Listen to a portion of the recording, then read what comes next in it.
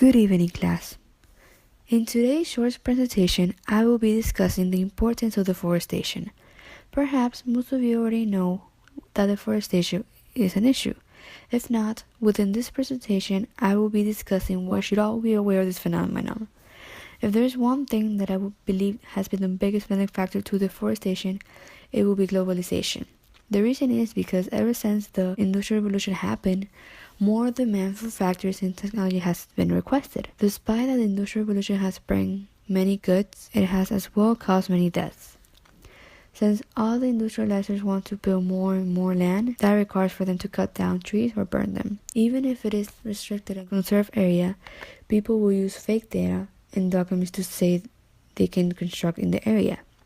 As a matter of fact, there was an investigation by Greenpeace that were accusing companies from Germany, Portugal, Belgium, and United States of illegally obtaining the title to about 37 million acres of land of the Congolese rainforest. Within the research, my forecast would be I can convince you all that we need to make the international leaders understand the consequence of these actions. As my case study, I have chosen China and its fish industry. But before we go into China, let me tell you what deforestation is in general and its causes and effects. Why is deforestation a threat to environmental security? Environmental security encompasses the interactive dynamics of the diverse human and natural network that constitute the modern world. Furthermore, environment as a resource has strategic significance for nation-states who build power through natural resources such as water, oil, gas, and various other minerals. In the case of deforestation, environmental security is at risk because without trees, nations will be more vulnerable to natural disasters, and it will be much more harder for oxygen to get to humans.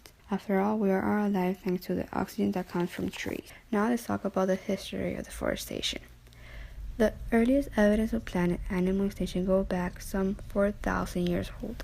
However, as the Industrial Revolution went on, deforestation took off in more developed countries. Logging operations became more productive since they provided the world woods and paper products. Some loggers act illegally in building roads to access more and more remote forests. Illegal logging exists because of increasing demand for timber, paper, and derivative products, including packaging. Economically speaking, the World Bank states that the annual global market loses $10 billion annually from illegal logging. So if we are speaking in social terms, illegal logging threatens some of the world's most valuable forests.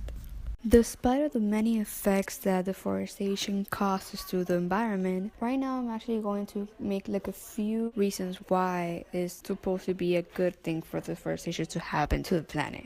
One of the reasons is to make more land available for housing and urbanization. The other reason is to harvest timber to create ingredients that are highly prized consumer items. And the other reason would be to create room for cattle ranching. These three parts are one of the reasons why deforestation for many people is still considered a good idea. On the other hand, now that I'm going to go in detail how it actually destroys the environment more than it benefits, I'm going to say one of the reasons, and one of those are that deforestation leads to loss of habitat for millions of species. As a matter of fact, 80% of animals live in the forest, so therefore, with loss of forest, we won't have much of animals to look into when we go into savannas. Another thing that also you need to look into is the fact that fewer forests means larger amount of greenhouse gases enter the atmosphere. In other words, we will have more vulnerability for us to actually get more greenhouses, which will cause climate change to actually get much dangerous, and then climate change will get worse. Now let's talk about how does deforestation affect the international community. Being that we all depend on oxygen to survive, then if deforestation continues, we might also prepare for the extinction of every being in this planet. On top of that, many nations today depend on forests to survive. Therefore, my next question will also emphasize how has globalization been a threat to deforestation?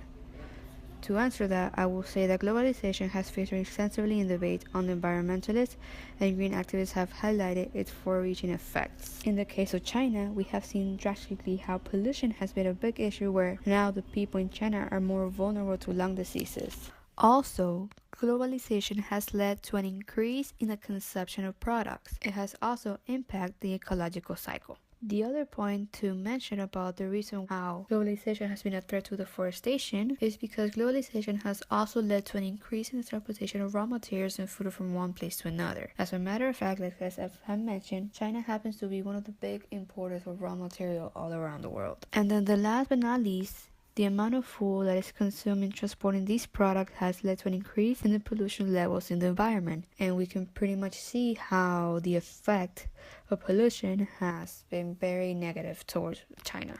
Deforestation is resulting in damage to the quality of the land. Today's forest covers about 30% of the world's land area, and yet a high percentage is lost each year. If it continues then, the world's rainforest could vanish in 100 years. In the case of China, the evidence shows how many of the forests have been already used for plantation purposes.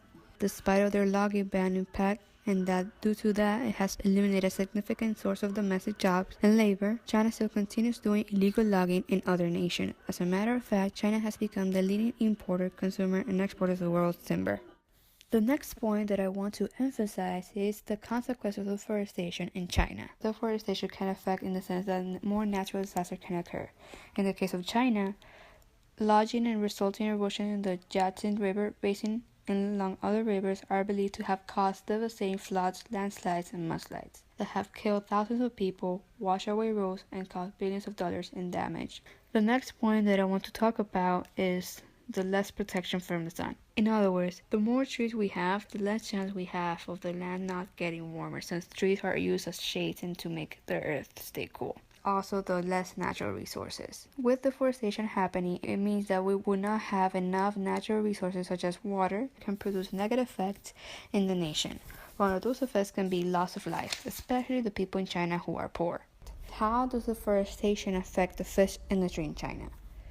Being that China has the largest fish industry in the world, its fish industry, for example, provides for 1/3 of the global production. It represents 60% of the global aquaculture production. The way how it affects China now more deeply because China covers a total of 400 million people of natural grasslands. Therefore, grassland citizens or indigenous tribes depend very much that the Chinese government make an outstanding recovery. In many of these grasslands, there's a lot of water resources where many of the indigenous people that live there, they actually depend on that water and the fish living in there to actually survive. The increasing of the fish industry has become the victim of its own success. Overfishing has been a cause of rapid depletion of fish stocks in China's domestic waters. This domestic waters creates a serious threat to the sustainability of its marine fishery. Therefore, fishermen now have to depend on open water fish.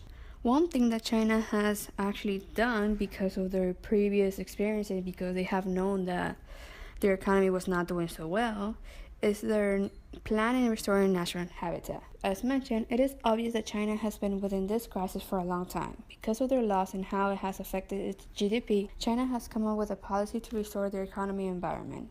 Their policy is known as the 2020 plan. This plan means that by 2020, main goal is to make stronger the economy through putting the environment first.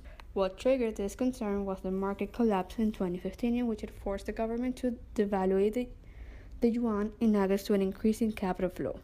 The government came with 4 policies, where the one that I will be explaining, it will be the third policy. The third policy plan for the 2020 plan is pillars of the proposal towards the application to the new normal. 5 development idea. In this policy, one of the 5 development ideas mentioned was to firmly maintain environmental friendly green growth. This proposal is a continuation of the 12 5-year plan of reducing targets for chemical oxygen demand, sulfur dioxide, ammonium nitrogen, and nitrogen oxides.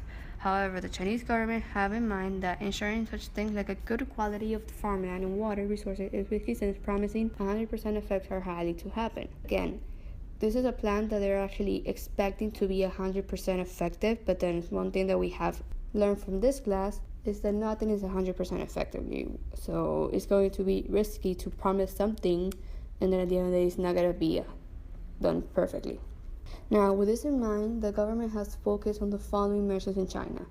The first one is expansion of financial services for the green industry and the establishment of a fund for industries. The second one is the creation of national real-time environment monitoring system. And the third one is the introduction of an extremely strict water resources management system. Last but not least is the promotion of a plan to disseminate new energy vehicles. When it comes to the environment and us thinking why should we care so much about it, is that at the end of the day, this is all that we have for us to survive. If we don't protect the people that came before us, then what's the point of actually keep protecting and keep getting industrialized and keep getting globalized with the more things I have right now. In other words, if we tend to continue the way that we are right now with making everything globalized and having more companies and not actually thinking of what that's going to cost for the environment, the solution lies in the developing effective mechanism that can check the extent to which it can impact the environment. The survival of human race on this planet is dependent on the environment to such a large extent that we cannot afford to ignore the consequences of our own actions.